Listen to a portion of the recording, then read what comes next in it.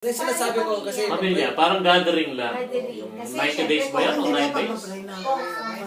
tradisyon kasi natin yun. Oo, okay lang naman yun. Like yung November 1, it's okay. Fiesta, Pupunta Pasko. sa patay, pwede yun. Do you believe that Christ was Pero hindi born natin- nung fall Hindi time? natin bangkay, Fall time, hindi with curtain. Hindi na. Oo, maaring folding nga si Jesus. Pagan nga itong Pasko. Like for example, itong Christmas tree na to. Pagan yan. Pagan din yan. Pagan. Pagan. Pagan. Pagan ang paniniwala natin yan. Pero this one is symbolizing na Pagan. na tayo mga Kristiyano, kaya natin pinapaganda yung Christmas tree. Simbolo. Binibigyan natin ng bongga. Kasi we do believe yung dark world na ito, may light na dumating. Amen. May Si star. Jesus. Si Liwanag. Christ. Kaya inaayos natin yan. Nag-angel. Hindi yung naging ka na, sobrang halo ka na. Hindi.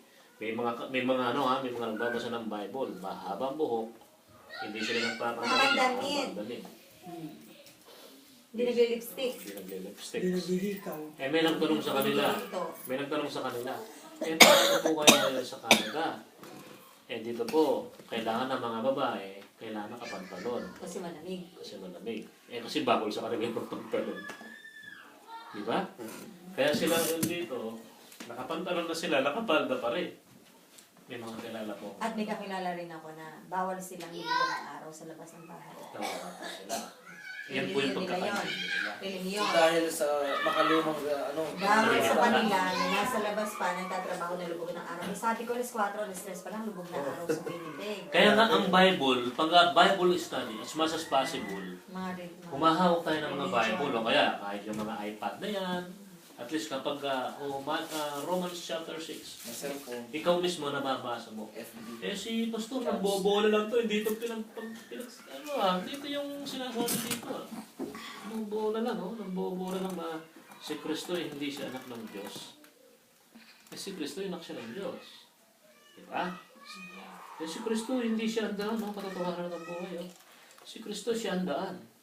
Wala nang pupuntahan ng tao maliban kay Jesus lang. Amen. Walang pupuntahan ng tao. Ako ang Kung gusto nating magpunta sa iba, nasa sa'yo yun. It's up to you. Pero I would rather believe in the Bible. O siguro narinig yun na yung, ako pare-pareho lang din niya, parang ilog yung lalagos din niya doon sa kaano. Kung ano mong may is na madidiretso na hindi na ako lalagos kung saan pa mga batis-batis, di dumiretso na ako doon. Di ba sabi nila marami raw paraan. Sabi ni Lord, I am the. Pag ginawa mo yung the, I'm not one of, I am the way. Pero yung tandaan natin, ito na naman. Halimbawa, si Polycarp. Sabi ni Polycarp, si Saint Polycarp, nung bago siya papatayin na siya, meron siyang quote. He has a very good quote, sabi niya. I live 86 years in my life. Yung aking king and my master, he did not even nag-blaspheme sa akin. He take care of me. Sasabihin mo sa akin, i-deny ko siya. I will not deny. Si St. Polycarp yun. Pinugutan siya ng ulo. Sa ating buhay, ito nga lang water baptism, nagkakaroon ng problema sa mga ibang faith Samantalang sinabi yan ng Bible. Diba? Yan, yung water baptism na pinag-aaralan natin, nagkakaroon ng problema. Iba'y kailangan talaga kung gusto mong fulfill yung promises natin. Tsaka magagamit ka nila. Amen. Amen po ba? Ito lang kailangan. Kailangan. Basahin natin yung Romans chapter 6. Nandiyan na ba kayo lahat? Romans. Chapter 6, verse 3 to 7. Natututo ba tayo? Amen. Amen. Romans chapter 6, verse 3 to 7. Yan, basahin ni Brother John. Or don't you know that all of us who were baptized into Christ Jesus were baptized into His death? We therefore buried in Him to baptism to death, in order that Jesus as Christ was raised from the dead to the glory of the Father, we too may live a new life. Diba? Malinaw po siya. Nung nilubog tayo, namatay daw tayo kasama ni Kristo. Nung inihahon tayo, Nabuhay. tayo nabuhay. Kasama rin ni Kristo. Nag-resurrect. Kaya yung pagbusik-busik kapatid, kung baptism ang pinag-uusapan, Hindi yun. hindi yun. Binisik ka nga lang Bisik ng patay. Total immerse.